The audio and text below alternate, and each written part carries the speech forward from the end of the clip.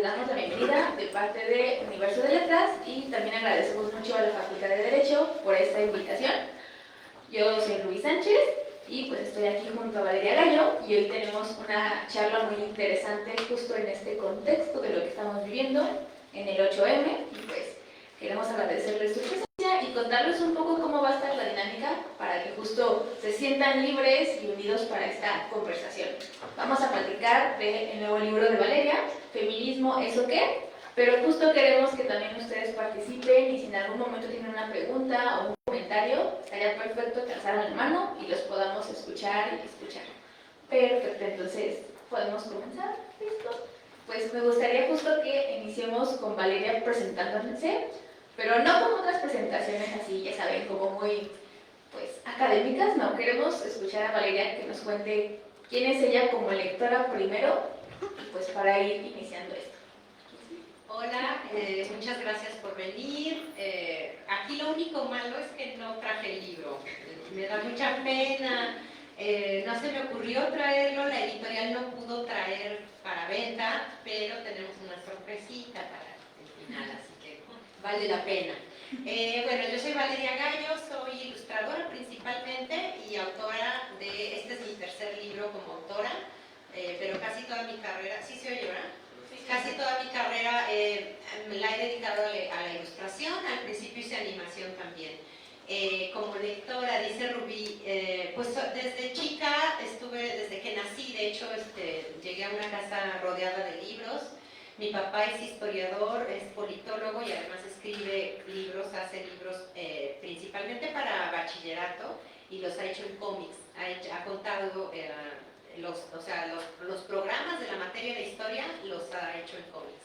Entonces, bueno, yo puedo decir, mi hermana es lectorcísima, así de las que hasta caen mal, de puro 10, además en la escuela, de salir al recreo a leer. Entonces, yo nunca le he llegado a mi hermana. Mi mamá también es muy lectora y de hecho mi mamá siempre tuvo, pero yo lo viví como algo muy normal, tuvo en la casa, en las manos, en la mesita de al lado de su cama, en el baño, libros de feminismo y yo no, hasta hace pocos años me caía en los 20, ¿no? O sea, mi mamá leía a Simone de Beauvoir, era así fan, a Lee Bullman, ¿no? Actrices que mi mamá estudió arte y además estudió actuación, entonces estuve rodeada como de eso. Pero como lectora, yo creo que Quino me marcó. O sea, para mí Quino es el más grande genio que hay en la narrativa gráfica y Mafalda fue como mi Biblia. Tu inicio. Sí, definitivo. Y justo, ¿qué sucedió justo para ver? Ya escuchamos un poco de cómo naciste y llegaste a ese mundo, tanto de pues, tu madre, tu padre, tienen esos aspectos, pero ¿qué te llevó justo a esta carrera de ilustración? Ya lo escuchamos. Pues imagino que Mafalda también tiene mucho que ver, ¿no? Que hayas querido irte por ese lado, pero ¿qué más nos puedes contar de cómo ya llegaste a este punto de estudiaste para ser ilustradora? ¿O qué pasó ahí? Yo desde que recuerdo dibujo, ¿no? Luego me han preguntado, ¿cómo empezaste a dibujar? Pues más bien nunca dejé de dibujar, ¿no?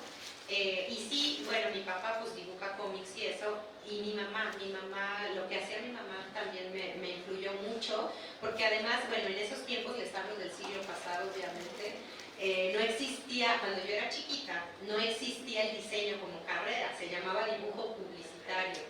Mi mamá estudió arte en San Carlos, pero trabajaba haciendo dibujo publicitario para laboratorios médicos y así. Y me fascinaba verla trabajar. En esa época pues no había computadoras, entonces la letra literal de cuando diseñabas un cartel eran unas plantillas con letras como si fueran calcomanías, no sé si las han visto en Lumen, todavía existen, pero ya como reliquias, y le marcabas así como si fuera calcamonía, y así pegaba ella las letras de sus anuncios que vendía, ¿no? De lo que trabajaba. Entonces para mí eso fue bien importante. Y luego cuando yo iba por ahí en la secundaria, más o menos empezó el auge de esta carrera de diseño gráfico, ¿no?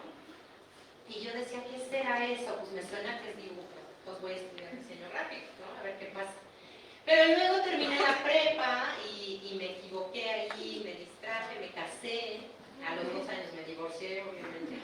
Y entonces entré a estudiar, bueno, traté de entrar a la UNAM, a la ENAP, que en ese tiempo era la ENAP y no pasé el examen. por andarme casando. Se me olvidó todo lo que había aprendido. Y entonces entré a EDIMBA, que es la Escuela de Diseño del Instituto de Bellas Artes.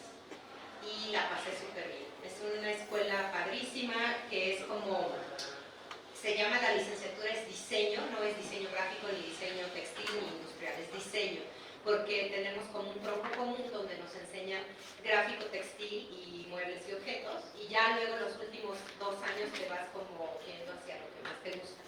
Yo quería hacer animación, yo como que se me había olvidado que yo quería hacer ilustración, entonces yo quería ser Tim Burton, ¿no? Y mi sueño era trabajar en Canal 11, en esa época el diseño, el motion graphics, todo esto, la barra infantil de Canal 11 estaba así en su apogeo, en su edad de oro. Entonces yo moría por trabajar ahí y terminando la carrera tuve la suerte de que tuve un contacto por ahí para ir a entrevista y entré a trabajar a la barra infantil. Estuve ahí 2 años haciendo animación y luego me fui a una casa productora donde también hice animación, dirección de arte. Ahí era bastante infeliz, salvo porque ahí conocí al que ahora es mi pareja, que era mi jefe en ese tiempo. Pero yo no era muy feliz, entonces una vez me acordé que yo quería ser ilustradora. Yo dije, ¿qué hago aquí? O sea, estábamos haciendo Big Brother, imagínense. El primer Big Brother lo hicimos ahí. O sea, todos los clientes eran para Televisa. Entonces sí era como súper infeliz. Y entonces armé mi carpeta un día, que en ese tiempo era una carpeta de animación, lo que yo tenía, y me acerqué a editorial. La primera editorial que toqué la puerta fue en Alfaguara. Había internet, pero estaba en pañales, entonces era de llamar por teléfono, así casi sección amarilla. Y llegué a Alfaguara y pues me topé con una editora bien chida que me dio chance de hacer una prueba con un texto y ya me dijo, pues vamos a ver esta prueba, si lo haces bien te doy el libro. Y pues le gustó y hice el libro. Y luego, pero no podía todavía renunciar a mi trabajo horrible. Y luego una editora que iba pasando por ahí cuando estaban escaneando mis ilustraciones le gustó el trabajo y entonces me llamó para hacer una colección de 15 libros y ahí ya pude renunciar a mi trabajo. Desde entonces soy freelance y era el año de 2002, hace 21 años. Así de vieja estoy. Bueno, es la experiencia más que nada. Sí. Entonces justo ya escuchamos como tu camino y en qué punto te pega ese gusanito de ya escribir, porque pues no sé cuántos años estuviste pues ilustrando lo que otros hacían y en qué momento llegas a dar ganas de, pues ahora yo también quiero decir cosas pues, de mí misma, ¿no? De todo lo que ha salido. ¿Cómo sucedió? Pues me tardé un poco, bueno, no, fíjate que el primer libro que hice como autora, que yo creo que nadie lo tiene más que mi familia y yo, se llama Nunca es demasiado circo y es un libro sin palabras, es un libro álbum contado con puras ilustraciones. Ese es del 2004, entonces no me tardé tanto. Curiosamente, ese libro lo hice cuando iban a ser mi sobrina, Camila, que es mi personaje en esta novela de la que vamos a platicar, con la que se me olvidó traer. Es la misma persona, es el mismo personaje, solo que cuando hice el otro libro ella todavía no nacía, estaba todavía en la panza de mi hermana. Y luego pasaron muchos años, yo también fui mamá, además fui mamá soltera, entonces me las veía medio negras, entonces como que mi trabajo era, la verdad era como talacha, ¿no? O sea, pues trabajaba para sobrevivir, para pagar la renta, para mantener al hijo y pagarle a una señora que me lo cuidaba mientras yo me ponía a dibujar. Entonces ya después, pues ya como que dije, quiero decir algo, ¿no? O sea, ya me toca a mí hablar, no nada más ilustrar lo que otros hablan. Sí, digo, esas ganas, ¿no? De que llevas toda tu vida ilustrando y mirando. Pienso sobre todo en tu influencia, que es Mafalda, que es como de, pues, si ella dice, ¿por qué yo no? Sí. Y no sé, igual si antes de pasar justo al libro nos quieras platicar de otras influencias, otras lecturas que te hayan sido muy significativas y que te hayan ayudado pues a llegar a esta parte. Sí, para mí fue muy, muy importante meterme a la maestría en la FAD, esa sí la hice en la FAD, en diseño y comunicación visual. Mi tema de investigación no tenía nada que ver con diseño y hasta me decían, hubo profesores que me decían, es que tú qué haces aquí, vete a sociología, vete a arte, ¿no? Porque pues yo debí de hacerla en artes visuales, pero la hice en diseño. Y mi tema de investigación era la relación que existe entre los materiales textiles, no nada más los materiales, sino las técnicas textiles y la mujer. O sea, la relación lo que yo proponía en esa tesis era que existe una relación muy, muy importante, muy fuerte y distinta. Claro que hay muchos hombres que bordan, que tejen, pero la relación con la mujer, bueno, eso decía yo en mi tesis, es distinta. ¿Por qué? Porque se nos asignó, o sea, dentro de los trabajos que se nos asignaron al inicio de la civilización, era bordar, era todo esto, ¿no? Entonces, se tomó como un material de protesta, como un montón de cosas. Entonces, por ahí va mi tema de investigación. Y fue cuando empecé a leer mucho sobre feminismo. La verdad es que yo me tardé mucho en ponerme las gafas violetas. Mucho, tanto que hasta me da pena luego reconocer tanto que me tardé. Pero por otro lado, yo fui joven, fui adolescente cuando eran los 80s y 90s, que fue una etapa tremendamente oscura. O sea, no se sacaban a la luz temas sociales. No sé si han oído hablar, digo, para ustedes, o sea, de sus papás, por ejemplo, un concierto que hubo, Live Aid, ¿no? We Are the World, todo esto, disque para combatir la hambruna en Etiopía y en África. En ningún momento había la autocrítica de, a ver, somos imperio, ¿no? Porque los que empezaron estos conciertos fueron los ingleses, curiosamente, ¿no? O sea, el país más imperialista yo creo que existe, pero en ningún momento había un cuestionamiento, un razonamiento de por qué estos países en África están así, por nuestra culpa, ¿no? No había eso. Entonces, bueno, a mí me crecí tristemente naturalizando un montón de violencias, de lo que ahora llamamos micromachismos, que no tienen nada de micro, como sabemos. Y sí, me tardé mucho, pero bueno, lo logré.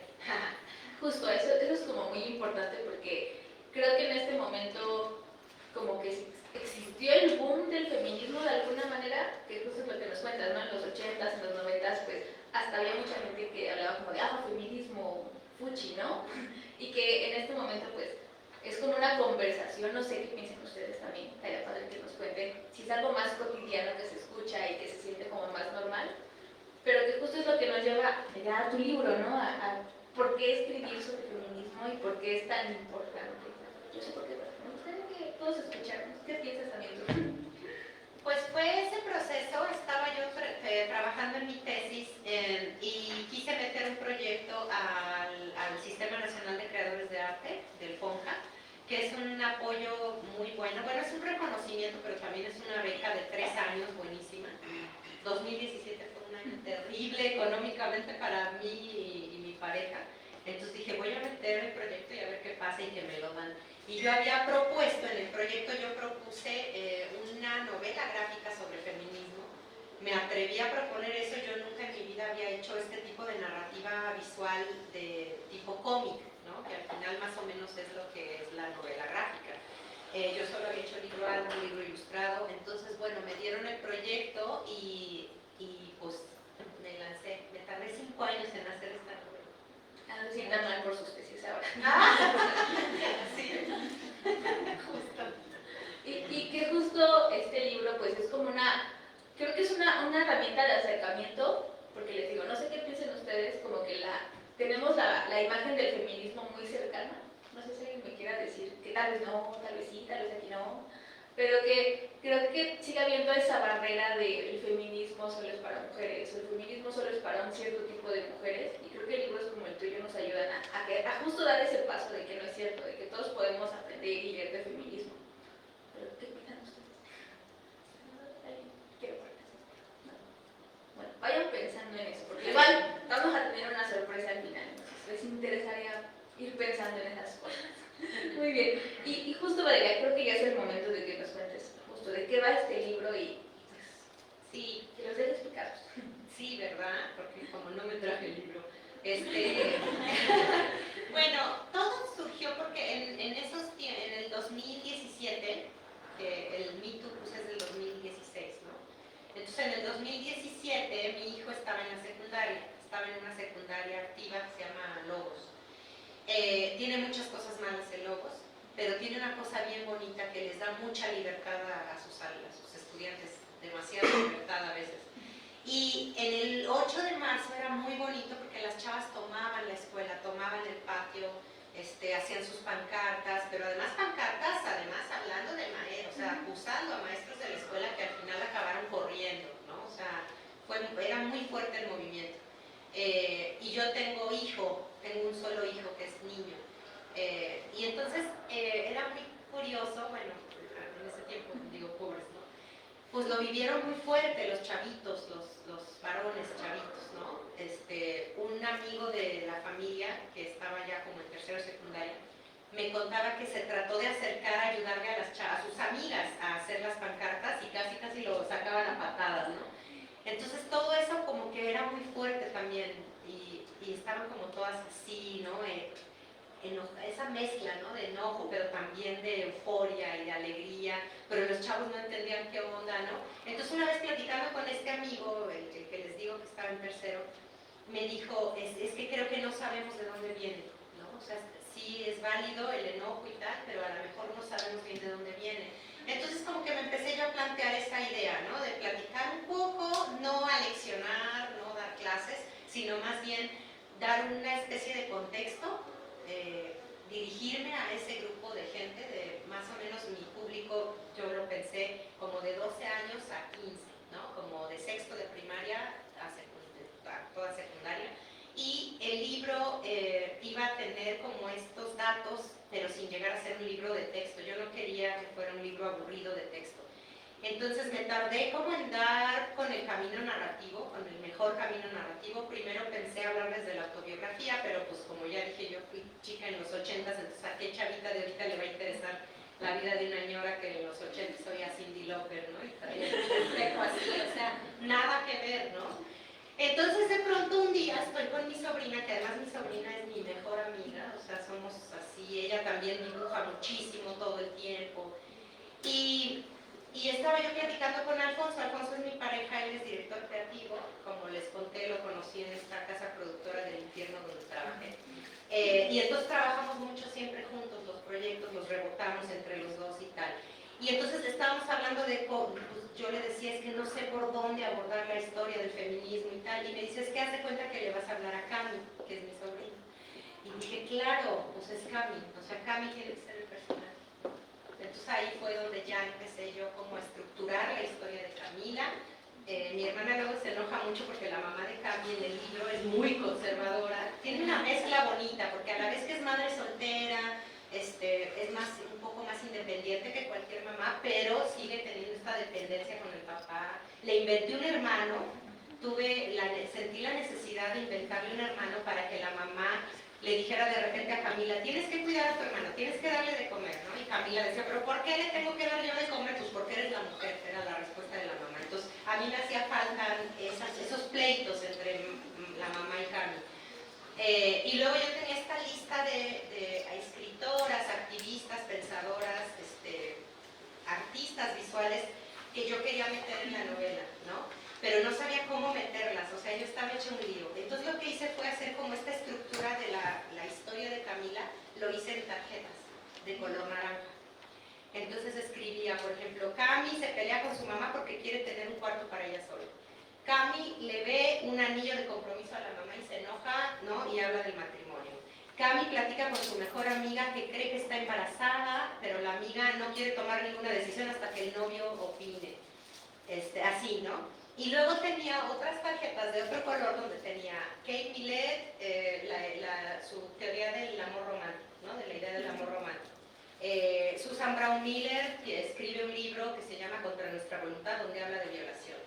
El matrimonio, ¿no? Visto por John Stuart Miller y su esposa. O sea, así tenía como esas tarjetas, entonces las fui metiendo en donde me servía hablar de esas ideas, ¿no? De esas teorías. Y pues así fue como, por eso me tardé 5 años. Pero que justo creo que ese estilo de narrativa es como lo que te permite de que no se vuelva aleccionador, ¿no? Porque yo pienso, no sé por qué escucharon lo que nos decía Valeria, de esas pequeñas cosas, esos pequeños conflictos que tienen las mujeres, pues tal vez es más fácil que como personas, como jóvenes, nos conectemos con ellos, ¿no? Y que justo pues no tener ese lado de, bueno, ahora te voy a hablar de esta persona que pensó esto y esto, sino relacionarlo con lo que vivimos y con lo que pues hemos vivido, es lo que te permite conectar más. ¿Qué tan fácil, complicado fue hacer eso? No fue difícil y fue muy divertido. Les voy a contar como una escena como para que visualicen cómo es más o menos. Hay una parte donde Camila ya no quiere ir a la escuela, ella está en la prepa, y ella ya quiere mandar todo a la goma, quiere hacer un viaje, quiere trabajar y ahorrar para irse. Y entonces un día en la mañana dice, hoy no voy a la escuela. Y en la cama, en su cama, de un lado está acostada con ella Sor Juana Inés de la Cruz y del otro lado está Malala. Y entonces le empiezan a contar, no a manera de regaño ni de deberías de, ¿no? Sino contarle lo que fue para ellas poder llegar a estudiar, ¿no? Es un ejemplo. Hay otra escena donde la manda la mamá a la fonda a comprar una orden de arroz. Y va y en la fila de la fonda está Marx, Engels y Alejandra Kollontai, que Alejandra Kollontai fue una feminista marxista que además vivió en México un tiempo porque fue embajadora de la URSS. Y entonces están peleándose ahí con Carlos Marx y todo. Entonces, bueno, fue como hacer estos chistes y como hacerlo más desfachatado para que no sonara justo al libro de texto, ¿no? Y fue muy divertido. Y creo que sí se logró muy bien. Ah, qué bueno, gracias. Es justo pensando en que, no sé, ¿qué piensan ustedes? Si quieren hablar. De que lo pensaste justo para de adolescentes, ¿no? Sí. Pero creo que la manera en la que está escrita está como que abierto para todo tipo de público, que creo que es algo que pasa, que se nos olvida a veces con los libros ilustrados, los libros álbumes, que solo están pensados para niños, pero que justo yo los invito a todas y todos a que se acerquen, tanto a los libros de Valeria como a otro tipo de libros, que descubran que las imágenes y que pues esta relación entre letras y lo que se ve es algo muy bello y que te conecta. Entonces creo que el hecho de los cómics también te dan ese extra, ¿no? De que alguien de 30 años o no sé, pienso en, por ejemplo, este libro yo se lo enseñé a mi suegra y que pues es una persona de 50 años, pero que también le pareció muy gracioso y le pareció como de, eso sí me ha pasado o esto ya me llegó a pasar y que pues lo amplía a más personas, ¿no?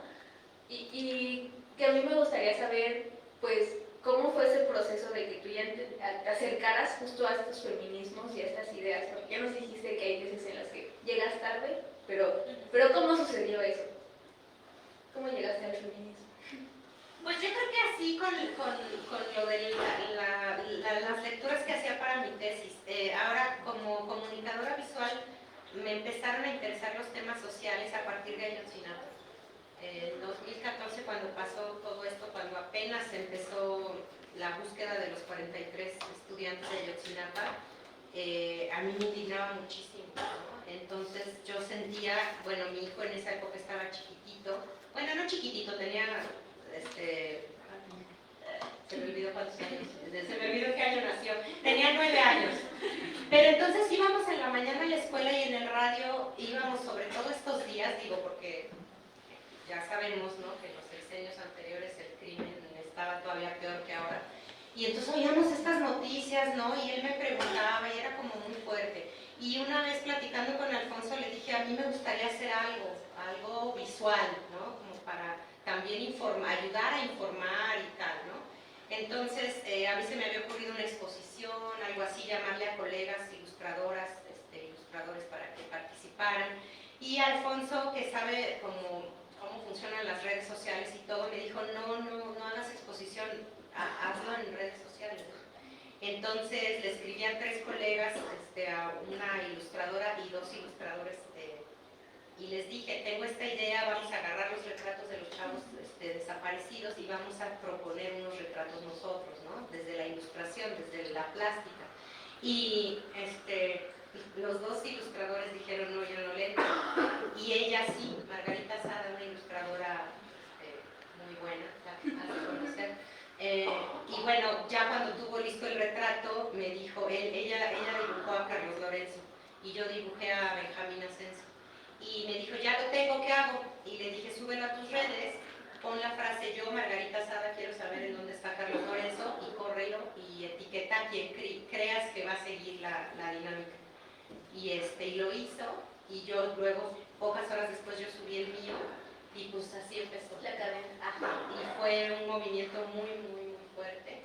Entonces, a partir de ahí yo siento como esta responsabilidad, ¿no?, de usar la herramienta de la comunicación visual para decir cosas, ¿no? Que también está padre padrísimo nada más divertirnos, ¿no? Pero también como esta responsabilidad social. Exacto. Y que justo les digo, a veces tenemos esa idea de que los libros para niños o los libros ilustrados se quedan en ese nivel justo para entretener, pero que tampoco es como que tengan que llegar al punto de educar, pero sí hay veces en las que tocan temas pues más difíciles, ¿no? Pienso en muchos libros que tienen que ver con pues la violencia, la muerte, exacto, hay muchos muy buenos de muerte. Eso no es el tema, pero que justo ya pasar al punto del feminismo y estas ideas que les digo pueden ser como incómodas, ¿no? ¿Qué tan cómoda, pues, qué tan cómoda te sientes con estos temas y incómodas? Bien, me siento cómoda. De hecho, el libro anterior que hice, también como autora, es un libro álbum, también contado con puras ilustraciones sin texto, que se llama En sus zapatos, que trata de un papá y un niño, la familia formada por un papá y un niño chiquito, en edad preescolar, y el papá se viste con ropa que normalmente decimos de mujer, ¿no? Entonces, al chavito no le causa problema porque pues es su cotidianidad, es su vida y son felices así, pero cuando llega el primer día a clases y se da cuenta del rechazo de la demás gente hacia su papá, empieza el conflicto del personaje, ¿no? Entonces, ese libro salió justo en la pandemia, entonces como que me tardé en ubicar cómo lo estaba tomando la gente, pero fui hace un año justo a Figo, a la feria de Bogotá, en Colombia, y pues fue súper bien recibido el libro. Platicamos mucho sobre eso en varias librerías chiquitas, independientes, ¿no? Como este tema de que la verdad es que los que tenemos prejuicios son los adultos, no los chavitos. Exacto, sí, que luego es también esa idea de que pensamos que los niños parece que son asexuados, pero pues no, ¿verdad? Tienen también sus otras conexiones. Y que creo que el libro también te ayuda mucho a ese aspecto, ¿no? A hablar de esos otros temas incómodos, pero pues ya lo van a ver. Espero que lo vean. Sí, lo van a ver. Sobre todo si participan. Antes de llegar a eso, me gustaría que justo, te digo, ya hablamos de ti como lectora, como ilustradora, pero justo, ¿qué sucede con Valeria como mujer y cómo eso se va pues mostrando en tus libros y en tus historias? Pues es un proceso como muy personal, yo creo. De repente, bueno, como les conté, yo decidí ser mamá, yo sola, y cuando Pato, mi hijo se llama Patricio, tenía como 3 años, ya decidí no estar sola.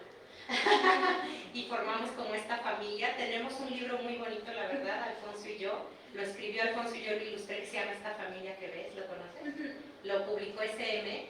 Y justo a él se le antojó escribir este libro que habla como de todas las familias diferentes que hay, ¿no? Como hablar de que no es la familia típica, es la única que vale, la del papá, la mamá, el hijo, la hija, el perro y la camioneta, ¿no? O sea, no es así nada más el tipo de familia, que en realidad la familia lo que lo une es el amor. Entonces, bueno, mi proceso como mujer, siendo feminista además, la verdad es que ha sido suavecito, o sea, he tenido suerte, me rodean hombres muy, puedo decir muy feministas, aunque yo no estoy de acuerdo mucho en que, digo, con perdón de todos aquí presentes, que el feminismo pues o sea, qué bueno que apoyen, ¿no? Me encanta eso, pero bueno, el feminismo es de mujeres, ¿no? Creo, no opino. Ya tenemos una pregunta. Sí, por favor.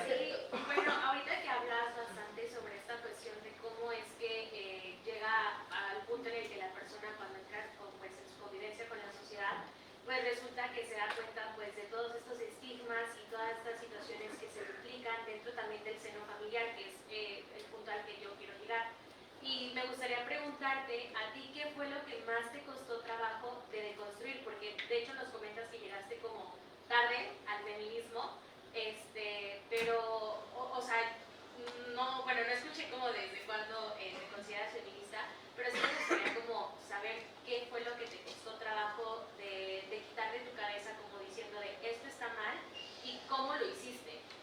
Es que es bien difícil porque es una normalización que ahora afortunadamente ahorita ya no está sucediendo tanto porque ya te digo, a lo mejor ya hasta se nos pasó la mano un poco en cuanto a, por ejemplo, el arte, ¿no? Este tema que hay con Roald Dahl, que es un autor inglés de literatura infantil buenísimo, ¿no? Y querían como reescribir sus obras porque ubican Charlie y la fábrica de chocolate, ¿no? Es de Roald Dahl. Entonces, bueno, es muy difícil, ahora ya estamos como más, sabemos más, ya no naturalizamos tanto estas violencias y todo. A mí me costó mucho trabajo recordar, y me pasa todavía, o sea, hasta hace poco estaba yo viendo una película en Movie, que se las recomiendo mucho, que se llama 4 meses, muy fuerte, y recordé cosas, un detalle muy fuerte, muy violento que viví, que no me acordaba que había pasado, ¿no? Entonces, yo creo que eso es lo que más trabajo me ha costado, como aceptar que ciertas actitudes, incluso de gente que yo quería o que sigo queriendo, que ciertas actitudes eran violencia o eran machistas, ¿no?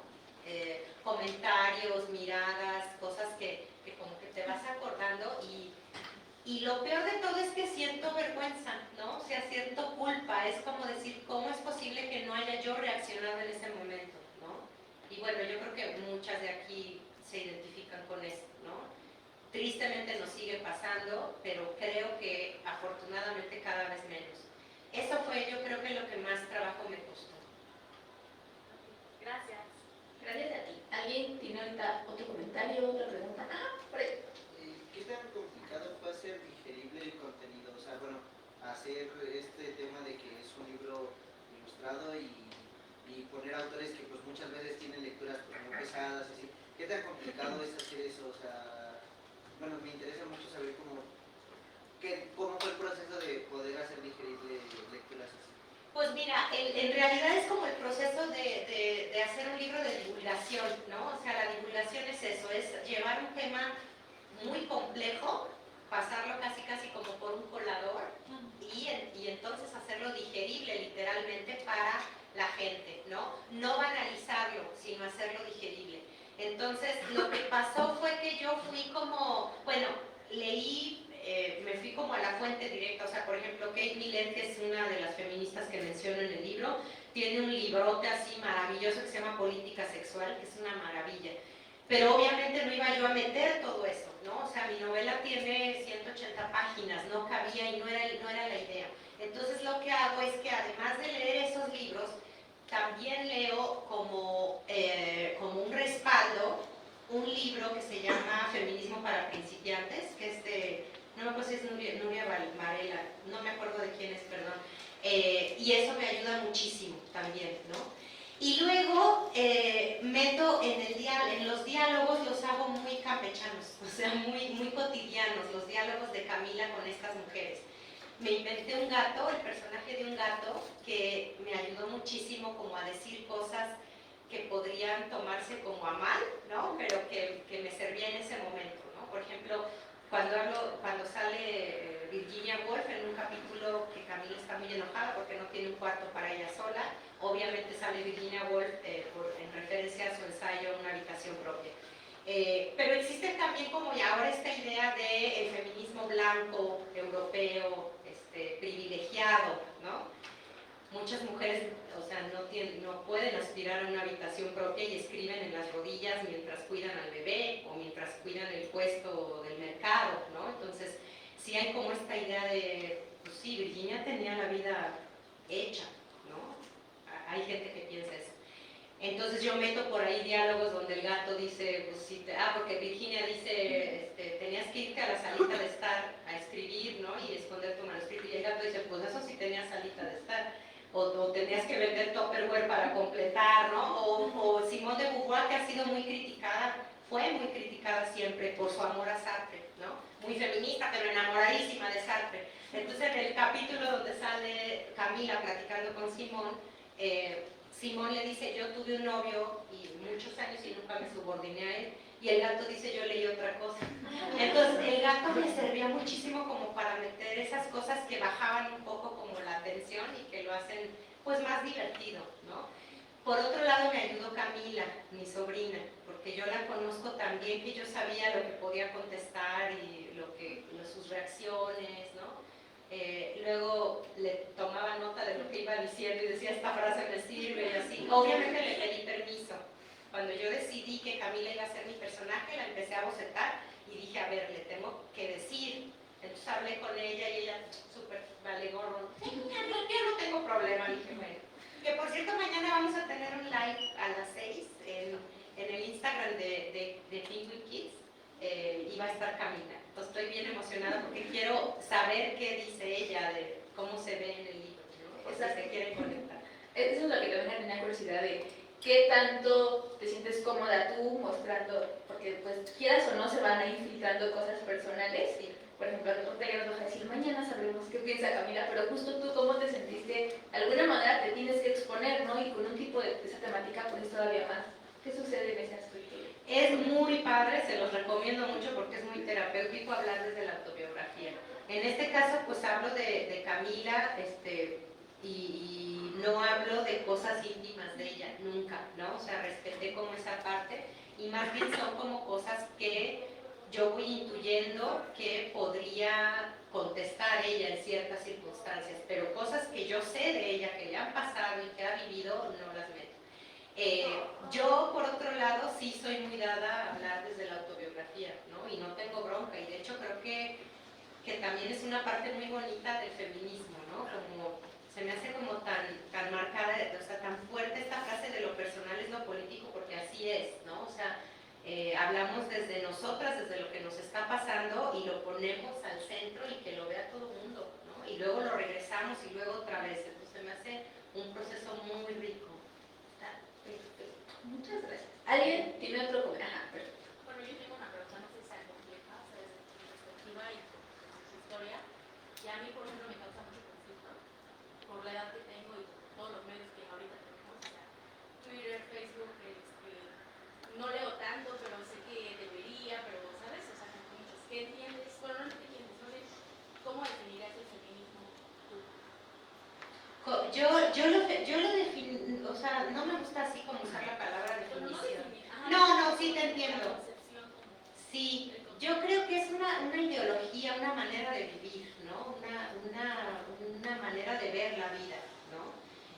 Porque mucha gente dice, pues sí, yo no me considero feminista, pero tal, y resulta que lo que dice, como se describe, pues sí eres feminista, ¿no? O sea, en el libro, por ejemplo, meto a una artista visual que admiro muchísimo, que se llama Louise Bourgeois, no sé si ubican,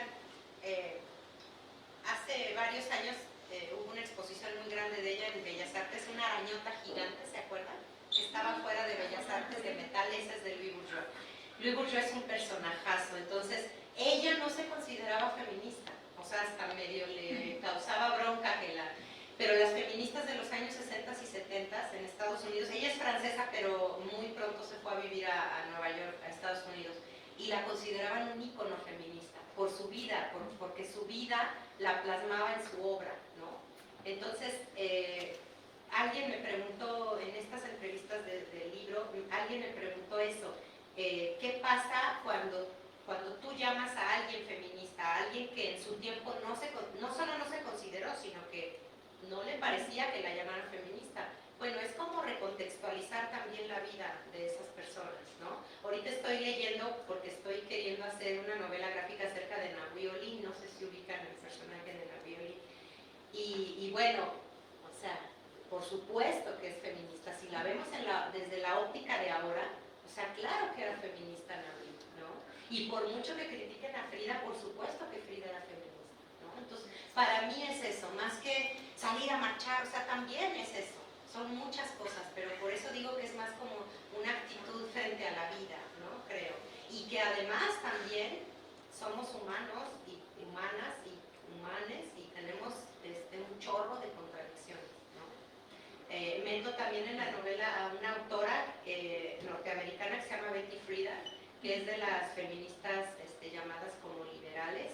Ella escribió un libro que se llama Mística de la Feminidad, que también es tildada de este feminismo blanco y privilegiado. A la mujer la golpeaba su marido.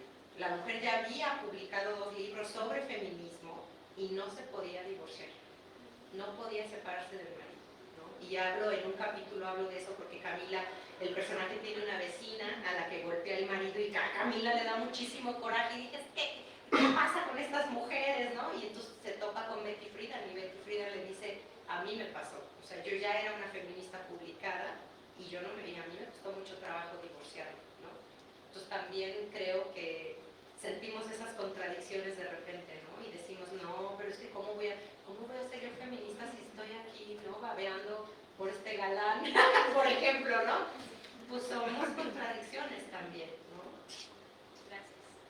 ¿Alguien más tiene una pregunta? Ahorita, pausa. Muy bien. Mi pregunta, comentario.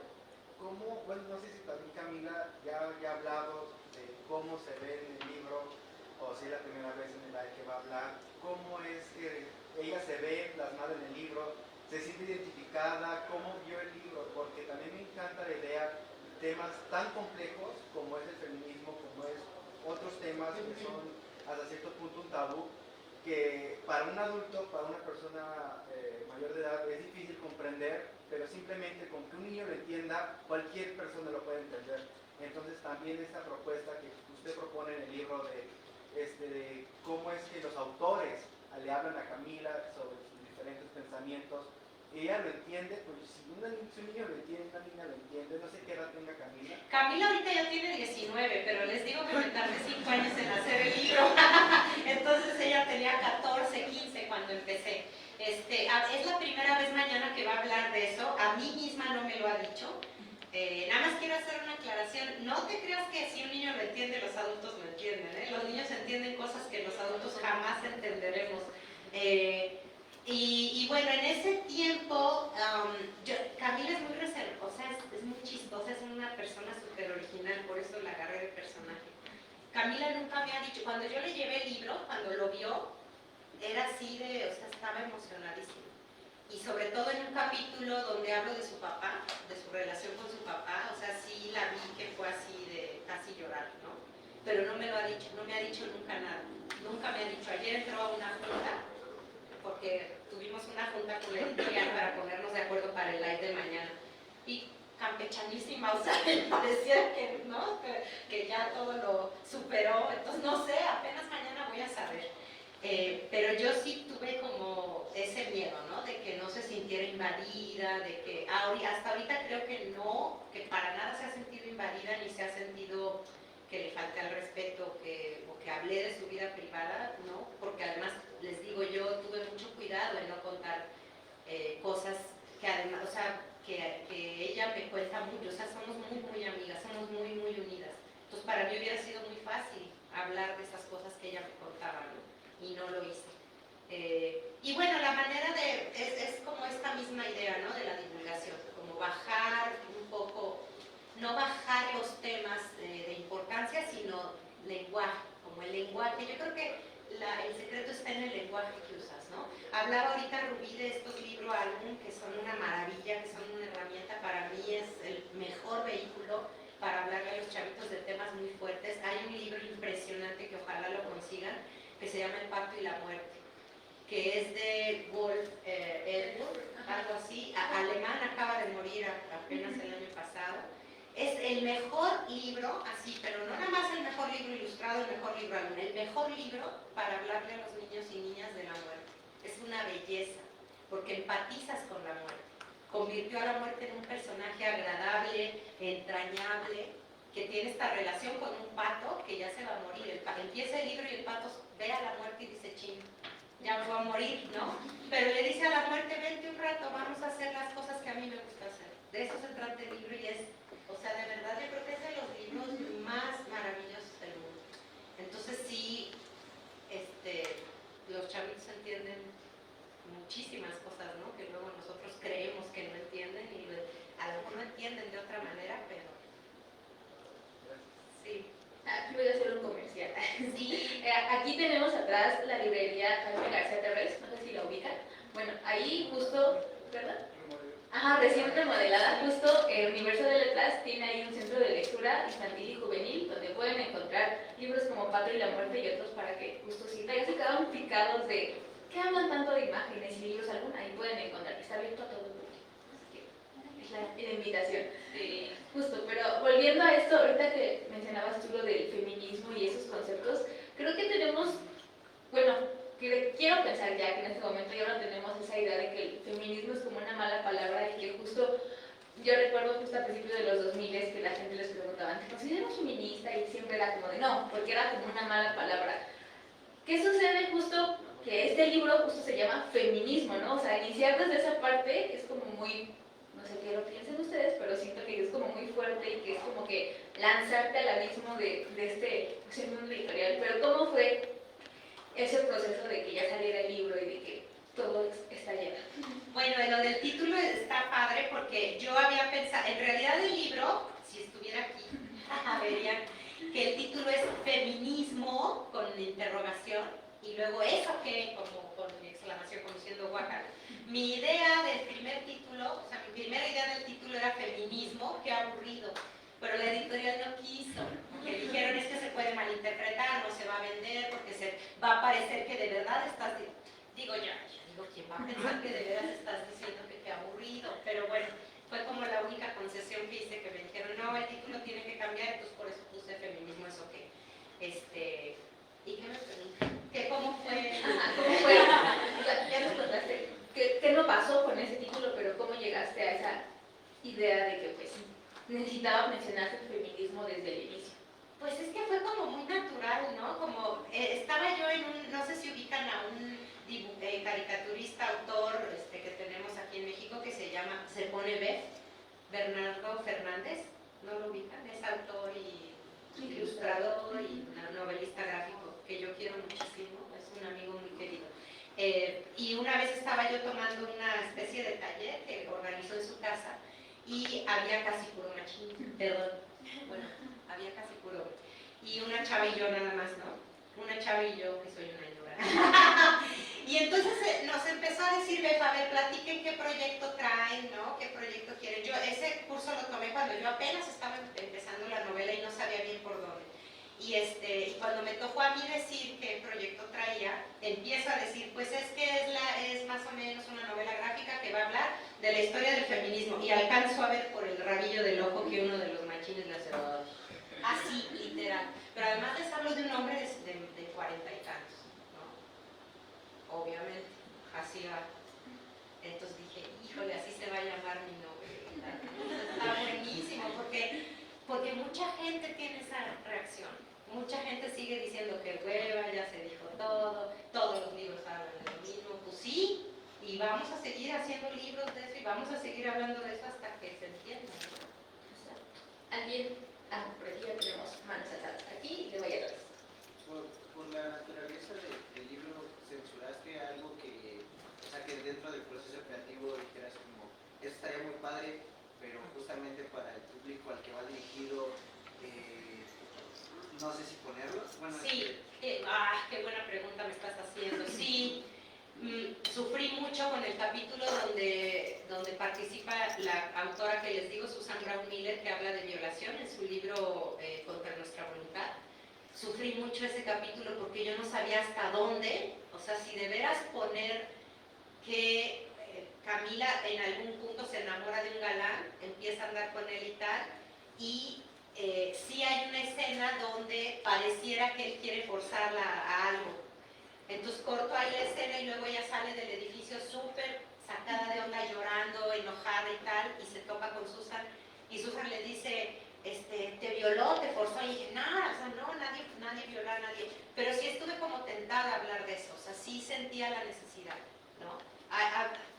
Repito, también porque es una novela gráfica, porque va dirigida a adolescentes, no podía yo meter tampoco, no nada más temas fuertes, no me refiero a eso, sino cantidad, ¿no? A mí la editorial me dijo, tienes tantas páginas, casi. Entonces había temas que no pude ahondar, ¿no? Ese tema sí lo hablo, porque lo habla Susan Brown Miller, pero no le sucede a Camila como tal, no lo vive ella, ¿no? Creo que fue el único tema que me pasó eso que dices, que yo decía, híjole, ¿cómo lo abordo? ¿No? O sea, ¿qué va a pasar si también Cami, ¿no? O sea, Cami, que diga, ay, güey, no, espérate con esa escena, no sé, o sea, sí era como difícil.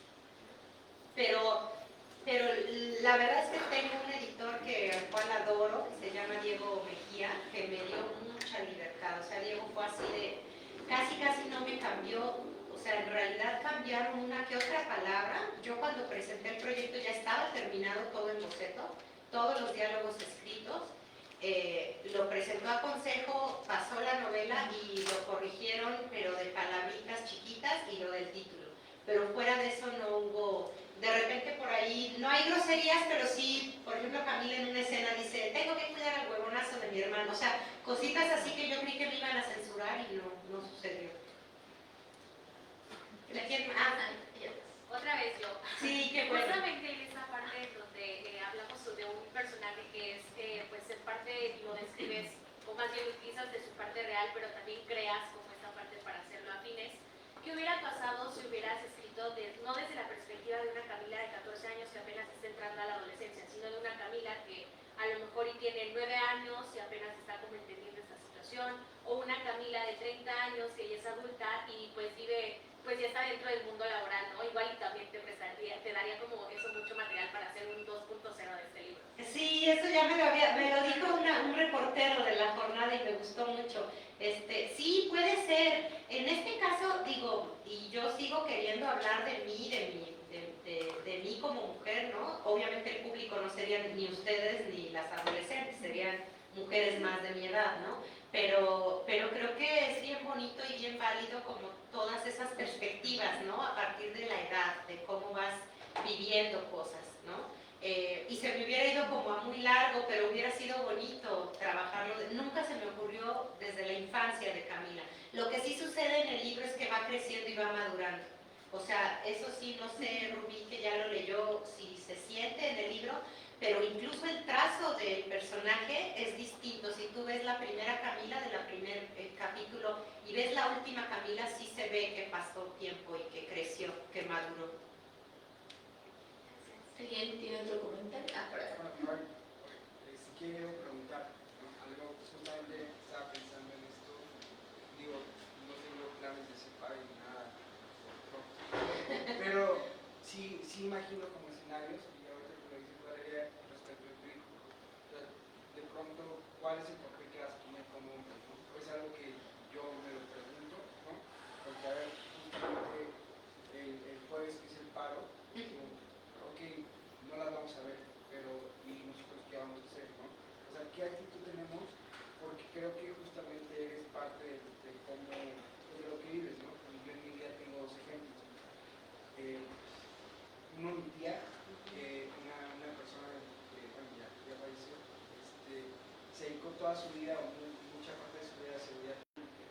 Entonces, para mí sí era un ejemplo en muchas cosas, y era una señora que iba a estar enfrente del operativo, mil cosas, ¿no? Y mejoró muchas cosas en su entorno. Pero era una persona increíblemente machista. O sea, creo que su idea sí era un ejemplo de un empoderamiento increíble, pero de ella. Sí. O sea, ella era muy empoderada en todo esto y movía muchas cosas y contra los hombres, y era una mujer que sabía disparar y no le daba miedo hacer operativos de la noche y todo eso. Pero no le tocaras el tema de, por decir, bueno, sus hijos, su esposo, todos en torno al servicio de seguridad pública, y llega el día de que las marchas y las pintas y todo eso, y eran unas opiniones que no tienen, ¿no? Sí. Entonces, tengo por un lado ese ejemplo, y justamente una mujer como no era feminista, ¿no? En este caso de feminismo para feministas y hombre, pues otra cosa, ¿no? Y por otro lado, un ejemplo de mi bisabuelo, que tuvo tres hijos, un hombre y dos mujeres. El hombre lo dejan estudiar en la universidad, egresado aquí de la facultad, mi tío abuelo, pero mi abuelo y su hermano no estudiaron porque él no asumió esa parte educativa de sus hijas, Sí. ¿no? Entonces quien se dedicó a eso fue mi bisabuela. Entonces es una carrera técnica, tal, estudiaron ya que fueron grandes, se dedicaban al servicio público, y bueno, ya en las secretarías pudieron estudiar ellas. Pero en el seno familiar no. Pero hubo un cambio en él. Ya de viejo, vio que sus hijas casadas no iba bien, ¿no? Entiendo, no lo sé, me he preguntado mucho, tampoco quiero saber. Había como una cuestión de maltrato en los dos matrimonios de sus hijas.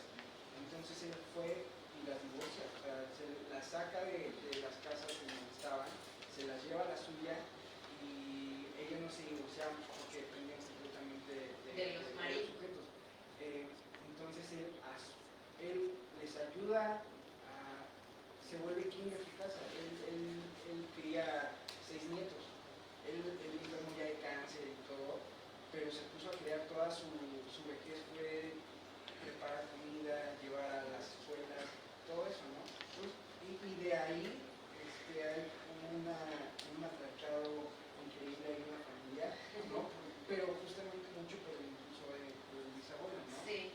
¿No? Pero bueno, tengo esos dos ejemplos, ¿no? En donde un hombre sí intervino quizá en el empoderamiento de sus mujeres, de sus hijas, y que ha permeado en toda la familia. Pero bueno, pues sí, a mi tía no le toca, ¿no? Sí. Ella fue el personaje este que digo al principio, pues fue criado por mi bisabuelo, ¿no? Entonces, ok, bueno, entonces con eso nazco yo, ¿no? O sea, con esos contextos. Sí. Y dices, bueno, entonces ¿cuál es el papel correcto, no? O sea, pendientes, no pendientes, ¿qué onda? Y justamente tú, Valeria, ¿cómo lo explicarías pues, a tu hijo? Porque yo creo que has tenido esa plática, ¿cuál es la función que nosotros cumplimos o qué es lo que debemos hacer? Porque lo cierto es que hoy México tiene en su mayoría mujeres, esta facultad tiene en su plantilla mujeres en su mayoría. ¿Ah, sí? Sí, ya es más del 50%. No, Digo, acá en la FAD también, así pero arrollador, pero creí que aquí está. no es arrollador acá, pero Ajá. sí es más del 50%. Ok. ¿No? Entonces, pero bueno, a ver, son mayoría cuantitativamente, pero no sé en las cuestiones sustantivas de la vida. A mí, mi mamá siempre que hay que hacer compras con nombres o arreglar precios, de que va a construir tal o cual cosa, de que va a arreglar cosas, tú velo, ¿no? Porque a mí me van a cobrar más, Sí. ¿no? Y yo termino hablando con el sujeto en cuestión y le termino preguntando a ella si está bien, ¿no? Ajá. Porque ella sabe más del tema. Pero bueno, lo cierto es que yo hago esa gestión, ¿no? Sí. Entonces, sí creo que en cierta parte de la sociedad, y es en la sociedad que accede a una educación, yo siento, podemos entender de alguna manera estas ideas un poco mejor, pero no sé cómo se tiene que jugar el papel de nosotros como para meter, no sé, ya materializar un poco las ideas, ¿no? Creo que las ideas ya están bastante desarrolladas, seguirán evolucionando como todo, pero ¿cómo vas a materializar ya todo lo que está en el libro, ¿no? O sea, ¿qué actitud Valeria recomienda a los hombres tomar en torno a todo esto, ¿no? Bueno, principalmente, es que pues, sí, qué fuerte las anécdotas, qué buenas están, oye. Es que en todos lados se cuecen habas. Mi papá, por ejemplo, es un ser maravilloso que todo el mundo que lo conoce lo adora, pero bueno, es un hombre de 76 años, ¿no? Que además creció en una familia conservadora y tal, y una vez se le salió, lo que pasa es que ahí nos echamos todas encima. Va diciendo, estábamos en una comida en la familia y me voltea a ver y me dice, hazle un taco a Alfonso. Pues, ¿qué? Camila fue la primera que brincó, ¿cómo que hazle un taco a Alfonso? Pues, y Alfonso también, yo me lo hago, ¿no? O sea, en mi casa el que cocina es Alfonso, porque él es freelance y trabaja todo el día ahí, ¿no? Entonces él cocina diario. Mi hijo también es muy callado, muy reservadón, no se mete en problemas. Pero sabes que hay una anécdota muy bonita que nunca se me va a olvidar de él. Y él era muy chiquito, él iba en kinder, iba a pasar ya a primaria, pero todavía estaba en kinder. Y un niño de estos que nunca faltan, maltratador, bully, agarró a una de las chavitas y la acostó como medio forzándola, que según él iba a cambiar el pañal, iba a jugar con la niña a cambiarle el pañal. Esto sucedió en algún rincón de la escuela, ¿no? Porque es una escuela que yo recomiendo mucho, activa, muy chida. Yo no sé en dónde estaba la maestra, ¿no? Total que estaban pues todos así como alrededor y el único que llegó y empujó al niño y sacó a la niña y dijo algo fue Patricio, ¿no? Hasta la fecha la niña lo recuerda como sí, ¿no? Digo, se oye muy feo y se oye muy machín que lo recuerde como un héroe, pero sí para ella fue como, puta, el único que dijo algo fue Pato, ¿no? Entonces, no sé, Pato tiene muchas amigas, sabe convivir muy bien con las mujeres, tiene que ver con que para Pato somos Pato y yo, ¿no? Igual Alfonso lo quiere mucho, pero él tiene claro que si se hunde el barco, la que está ahí con él soy yo, ¿no? Entonces no te puedo decir porque mis ejemplos, repito, cercanos son así. Lo que sí creo, que me preguntas qué actitud podría yo diría, me atrevo a decir que de respeto y de cierta distancia, ¿no? O sea, decir, van, no que nos den permiso para nada, sino no meterse y querer la pancarta, no. O sea, es nuestro movimiento, ¿no? Al final, porque de ahí surgió, porque así surgió, porque surgió por esta desigualdad, por esta inequidad que ha habido desde, que además no es ni hormonal ni de las cavernas, ¿no? O sea, es construida social históricamente, ¿no? Entonces, yo creo que vamos bien, ahí vamos, ahí falta muchísimo y lo que digo mucho en el libro es todo lo que hemos ganado se puede perder en cualquier momento, ¿no? Y lo hemos visto en varios países, lo hemos visto mucho en Latinoamérica, ¿no? Cuando llega otra vez la derecha a gobernar, otra vez van para atrás un montón de cosas, ¿no? Entonces, pues tenemos que seguir ahí, pero creo que sí, me oigo como viejita, pero es cierto, es las generaciones nuevas, las de ustedes y las que vienen abajo, creo que están entendiendo de otra manera las cosas, ¿no? Me atrevo a pensar. Sí, tenemos esperanza. Sí. Por acá hay una pregunta. También me gustaría abonar en parte de tu respuesta a la pregunta del Sí. profesor, que también parte de cómo podrían los hombres también portarse y participar de alguna Sí. manera, pues lo que tú decías, ¿no? Del feminismo, de que es una forma de vida, es una forma de enfrentarse a la vida y de relacionarse con todo lo que nos pasa, pues también de parte de ellos sería igual observarse a sí mismos, ¿no? Y ver, cuestionarse cuáles son esos micromachismos que están haciendo día a día. Puede Sí. ser también un momento de reflexión de ellos y de ir tomando decisiones que vayan cambiando su forma de interactuar con nosotras, de tratarnos, incluso de vernos, ¿no? Y eso también, esa forma de autocrítica y de reflexionar en torno a los comportamientos que tenemos y a las maneras de pensar el mundo, pues también aportan los libros, ¿no? Como el que tú acabas de publicar, este libro que mencionas, abona también a la autocrítica de ver, bueno, qué estoy haciendo, cómo lo puedo pensar, todo esto, o sea, también es como un abono que haces tú a esta parte, ¿no? Sí, tienes mucha razón. Y sí, justo, ¿no? Como reflexionando y viendo en qué cosas hemos naturalizado también. También hablando como de tu tía, era tía, ¿verdad? A mí, fíjate que hay un comentario que me saca mucho de onda que hace mucha gente, que es que las mamás son las primeras que fomentan el... O sea, sí es cierto, sí es cierto, no digo que no, hay muchas mujeres ya grandes o no tan grandes que fomentan esto en sus hijos, pero estas mamás son producto del sistema patriarcal también. Entonces tampoco es decir, las mamás tienen la culpa de que lo... No, o sea, es el huevo y la gallina, o sea, el origen es el sistema patriarcal, no las mamás que están replicando el machismo, ¿no? Entonces, pero sí que hay que hacer una revisión de esa cotidianidad, de esas actitudes que son chiquitas, que luego son muy sutiles y que, híjole, cómo friegan, ¿no? ¿Quién más quería? Perdón, y es que sí, justamente el tema me causa un poco ahí, porque también, digo, esto es como de comida, ¿no? Sí, puedo hablar de eso. Porque no están.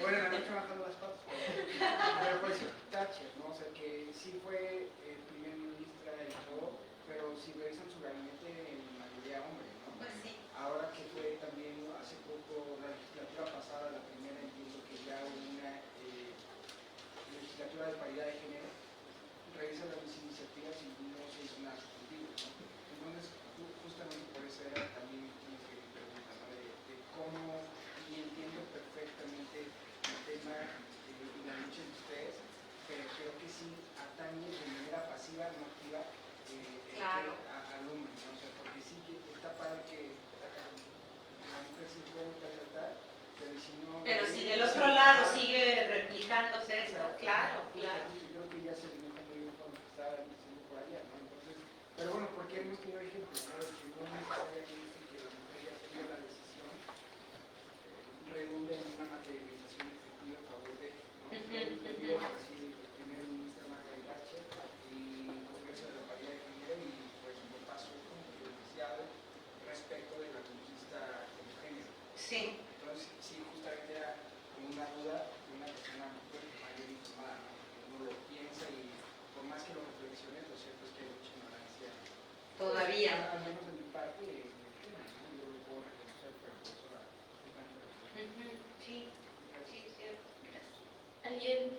aquí vemos 10 semanas. Ah, Sí, igual, bueno, mi comentario igual va de la mano con el de la compañera. Sí, creo que la semillita de todo es como cuestionarse.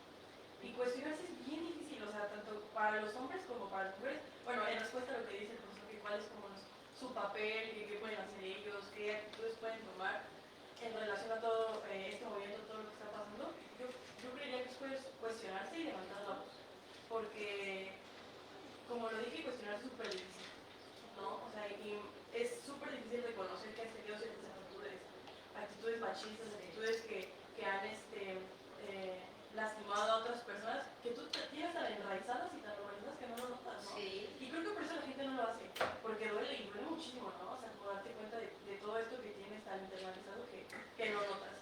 Entonces creo que sí, en esta, como comenta usted, el papel de los hombres sería como informarse, cuestionarse y actuar, porque también va de la mano mucho esto de, yo como hombre sí, de este lado escucho a mi amiga que me dice, como, no, sí, el feminismo, chalá, pero me voy con mis amigos y mis amigos empiezan a decir, no, que feminazi, que pinches mujeres, que lo que sea, y no decimos nada, ¿no?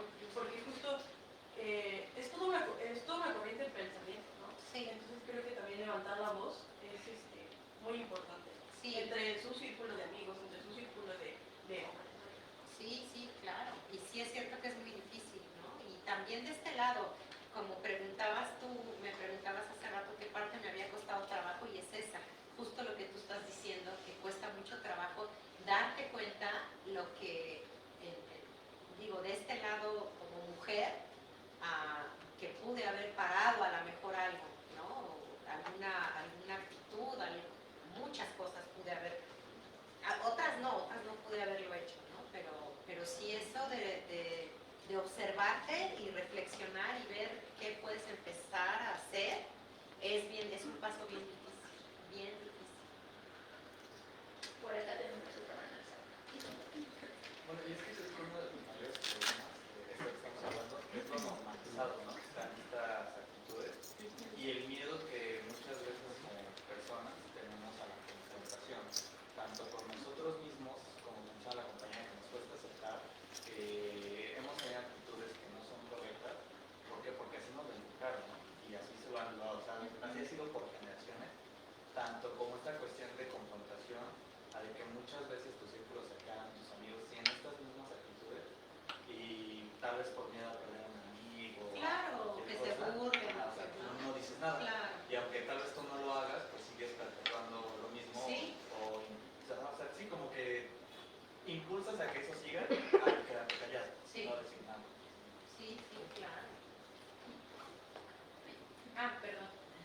Bueno, es que retomando el punto que comentaba Cristina, creo que como todo, en algún momento los procesos creativos llegan a tener como un bloqueo, ¿no? Sí. Y también creo que justo en esta parte de la deconstrucción, de informarnos respecto de ciertos temas, como que también llegamos a tener un sesgo, como frenarnos personalmente y decir, bueno, ¿hacia dónde voy con todo este proceso que estoy llevando?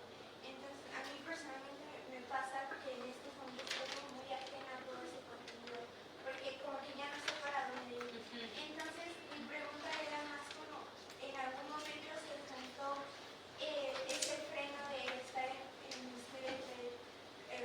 entre tantos feminismos y decir, bueno, ¿cómo digiero todo esto? ¿Hacia dónde lo encauzo? Y que eso afectara el proceso creativo, o que el proceso creativo afectara la asimilación de lo demás? Sí, me pasó específicamente con lo de Virginia Woolf que les digo, ¿no? Que yo sí soy fan y tal, pero sí, mi hermana es periodista cultural y lee muchísimo, yo creo que se echa 6 libros a la semana. Y un día en una comida familiar salió el tema, el ensayo de la habitación propia y todo. Y ella fue la que me dijo, es que no, es que eso ya es bien arcaico y es súper burgués y súper blanco eso de la habitación propia. Y hay mujeres que... Y yo empecé a sentir así que se me iba el alma, ¿no? Y dije, el libro ya está a punto de entrar a imprenta y me sale con esto, ¿no? Porque sí me caló, porque lo que estaba diciendo era muy cierto, ¿no? Yo de todas formas metí a Sojourner Truth, que es abolicionista, feminista abolicionista. Entonces, bueno, y metí a Malala y metí a Sor Juana, digo, tampoco es que haya metido pura europea blanca privilegiada, pero sí me jalaba. Y bueno, también tuve por ahí un conflicto, sí, todo el tiempo, o sea, lo que dices tienes toda la razón. Yo también hay ratos donde me saturaba y me hacía a un lado y no leía nada y no me informaba, ¿no? Bueno, luego llegó la pandemia, pero el año... ¿En qué año llegó la pandemia? 2020. ¿Se acuerdan de la marcha antes de la que además ya estábamos en cuarentena? Y ahí vamos. Esa marcha para mí fue muy fuerte. Les voy a confesar así, como si fuéramos súper amigos. Yo me sentí como fuera de lugar en esa marcha, que no debí, pero yo creo que por mi edad. O sea, yo sentía que la marcha, que las calles, que el movimiento era de ustedes. Y yo decía, y yo aquí toda ñora, ¿yo qué hago aquí? ¿No? O sea, y ahora este año, bueno, luego siguió la pandemia, nos encerramos y tal, y este año yo tenía así ya mi contingente y me metieron lo del live y me metieron una entrevista. Y luego yo dije, a ver, cada quien en su trinchera, ¿no? Y cada quien también sus tiempos. Y a lo mejor yo no soy tanto de marchas, de hecho mucho de lo que les conté de Ayotzinapa, del movimiento de ilustradores con Ayotzinapa, yo lo inicié porque yo no podía ir a las marchas porque Pato todavía estaba muy chico. Entonces fue como decir, ¿de qué otra forma puedo yo contribuir al movimiento sin dejar al hijo ahí solo, ¿no? Ahorita ya no ese es el caso, pero dije, qué más bonito que platicar con Camila de un libro sobre feminismo el 8 de marzo, aunque yo no pueda ir a la marcha, ¿no? Entonces, pues sí, dudas hay todo el tiempo, ¿no? Y estos pleitos como que a mí no me encantan, que se han ido formando entre que si son muchos feminismos o si es uno solo, si es el radical o no, si entra tal o cual, híjole, se me hace como medio estéril, ¿no? De repente estas broncas. Hay una feminista, una autora norteamericana que les recomiendo mucho que se llama Roxane Gay. No sé si alguien la ha leído. Tiene un libro increíble, súper fuerte que se llama Hambre. ¿La han leído? No, pero esto también tiene Confesiones de una mala feminista. Justo, ¿no? O sea, búsquenla en YouTube y vean sus charlas, aunque sea. Y el libro de Hambre es fuertísimo, ¿no? Y es eso lo que dice ella, ¿no? O sea, ¿por qué tenemos que ser buenas o malas feministas, ¿no? Si aceptamos o no aceptamos, si hay gente que dice que el feminismo no es un paraguas que cubre a todos, hay otros que sí, o sea, por eso decimos, estamos llenas de contradicciones y es un proceso individual también, ¿no? A pesar de que el feminismo es colectivo, los procesos sí son individuales, ¿no? Creo. Última pregunta porque vamos a hacer una pequeña actividad. Igual, solo para también hablar justamente de esta autora, a mí me quedó muy marcado justamente cuando empecé a leer el feminismo. Ella en una parte dice que sí, hay quienes obviamente tienen privilegios y quienes sufren más violencias derivadas de estos privilegios o menos. Entonces se me quedó muy grabada esa parte importante que es únicamente si son las mujeres, pero también hay que reconocer los privilegios que se tienen y saber que hay mujeres que van a vivir más violencias por el lugar en el que nacen, el tipo de sociedad que nos rodea, que son más vulnerables. Exactamente. Y me gusta porque te hace ver como darte cuenta de que hay varios tipos de personas y que no podemos todas, que no todas, justamente en las marchas, vamos a tener, vamos quizás por las mismas razones, pero hay quienes van muy enojadas y hay quienes van por apoyar, o sea, vamos por distintas situaciones. Sí, pues sí, yo siempre digo que somos como cada quien una historia, ¿no? Y sí, para mí también Roxane Gay fue así. Véanla, búsquenla. Perfecto, creo que justo podemos retomar esto de cada quien es una historia porque lo que queremos ahorita es que justo no trajimos libros, pero van a darles libros. Lo que queremos es que justo 3 personas se animen a contarnos pues 3 mujeres que hayan sido importantes para pues su desarrollo como mujeres o en el feminismo o como se sientan cómodas. O su desarrollo como hombres también. También por supuesto. Ya lo abrimos antes. Entonces que nos platiquen de 3 mujeres, ya pueden ser pues tanto familiares o algo que hayan leído. No sé si quién se quiera animar ahorita a contarnos de esas 3 mujeres. Allá ya tenemos una mano alzada.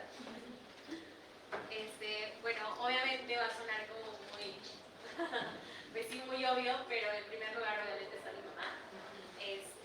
Básicamente pues porque ella creció en provincia, le tocó cuidar a 9 hermanos, mientras que pues su mamá se iba a vender pues lo que pudiera vender para poder solventar pues a mis tíos.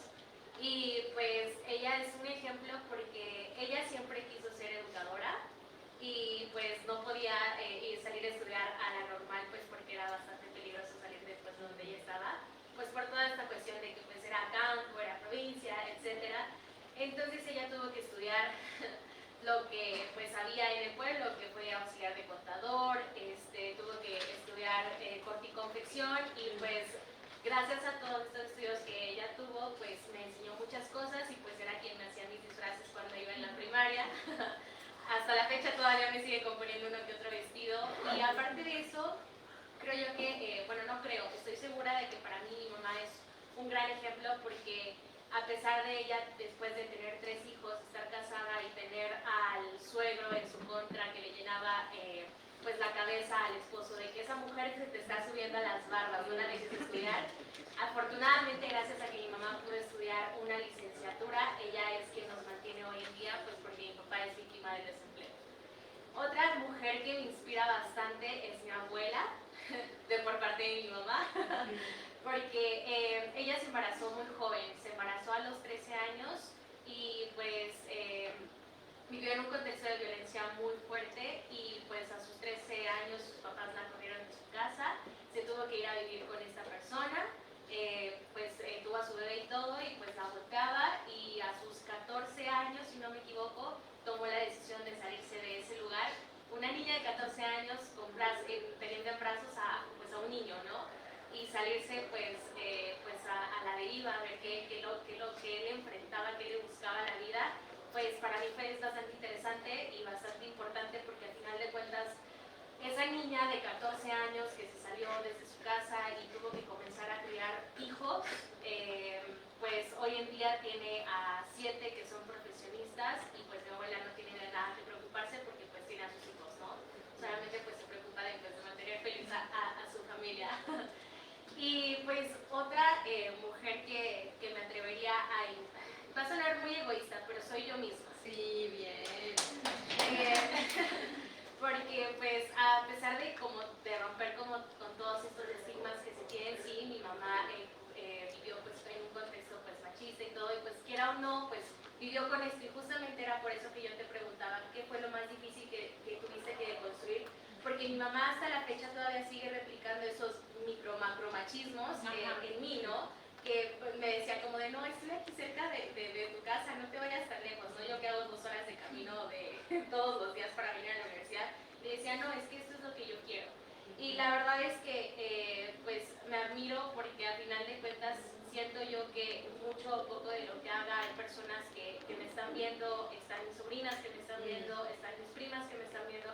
No tengo hermanas, pero también están mis tías que me están viendo y que están viendo que me estoy superando y que a lo mejor son las oportunidades que ellas en su momento querían tener y son las oportunidades que gracias a ellas y que gracias a muchas mujeres hoy en día puedo venir a la escuela, puedo estudiar y puedo ser la voz de muchas. Claro. Ay, muy bien. Muchas gracias.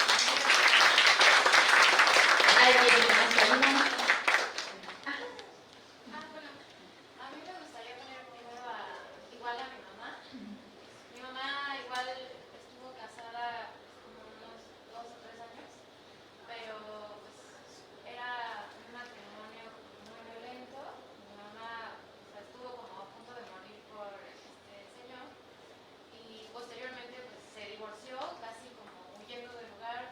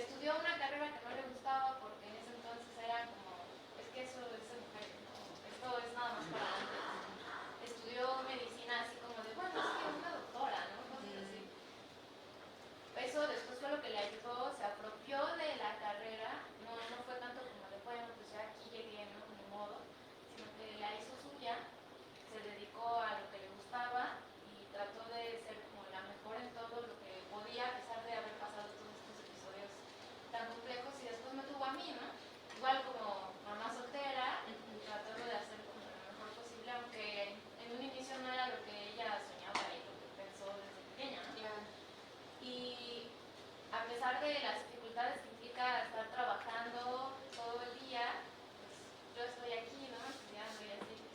Y también tiene muchísimas cosas de machismo, muy internalizadas, muy normalizadas, y de violencia también, pero por lo que vivió, también me hizo muy consciente de que no permitiera tampoco una violencia física hacia mí, ¿no?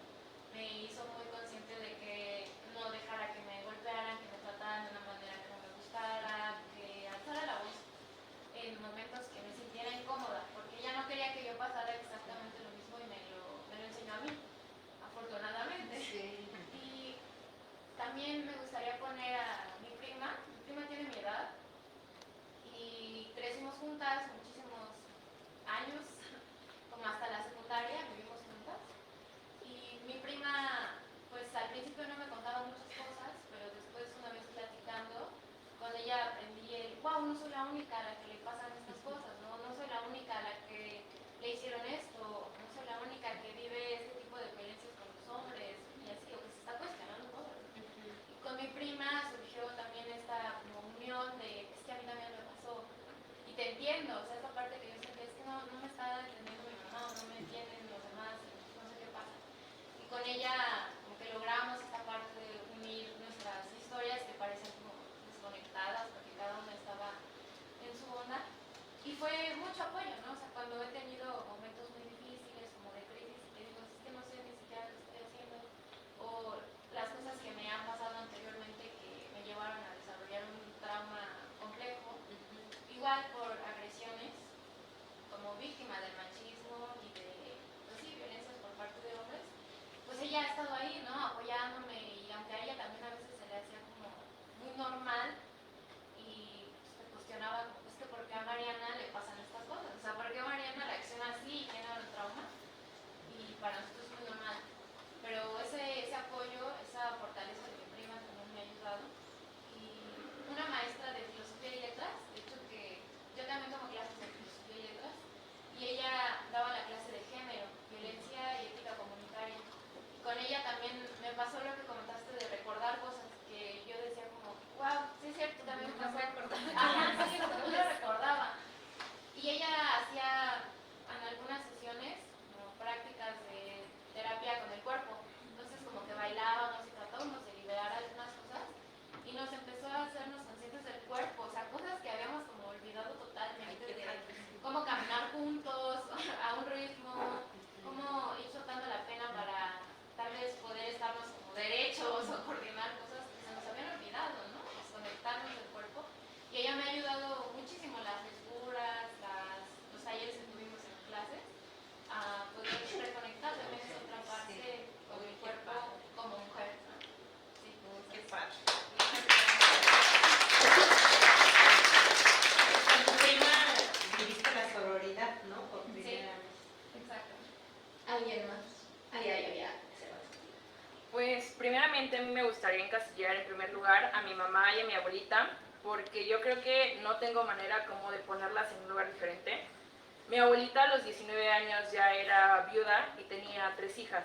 Ella no estudió más que la primaria, entonces toda su vida trabajó en casas haciendo limpieza, y ella justamente dice que no se considera feminista, pero yo escuchando todo esto, yo no puedo asociar a una persona, una mujer más feminista, un mayor ejemplo para mí que ella.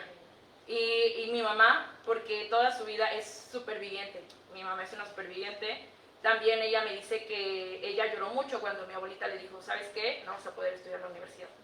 Pero a pesar de todo eso, ellas dos lograron que yo sea la primera mujer en mi familia que va a la universidad. Y ellas dos están muy orgullosas de mí, yo estoy muy orgullosa de ellas, soy lo que soy gracias a ellas.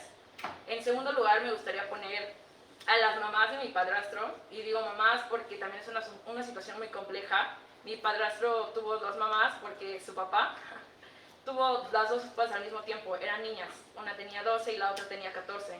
Tuvo 10 hijos, en total 5 y 5, y ellas eran quienes sacaron adelante totalmente a esos 10 hijos. Una se quedaba en casa criándolos y la otra salía a trabajar y a pagar todos los gastos de todos. Y una de ellas específicamente me dijo, a mí me hubiera gustado poder elegir a quién amar, poder elegir quién ser y qué es lo que quería ser. Me dijo, lucha tú por lo que quieres ser, por quién quieres amar y sobre todo ámate a ti misma. Y en último lugar, bueno, en tercer lugar, me gustaría poner a una amiga que tengo desde los 13 años, que me acompañó en muchísimos procesos. Ella me dio mi primer libro, ella me metió todo esto y sobre todo me acompañó y me abrazó en todo momento cuando yo sentía que ya no podía más.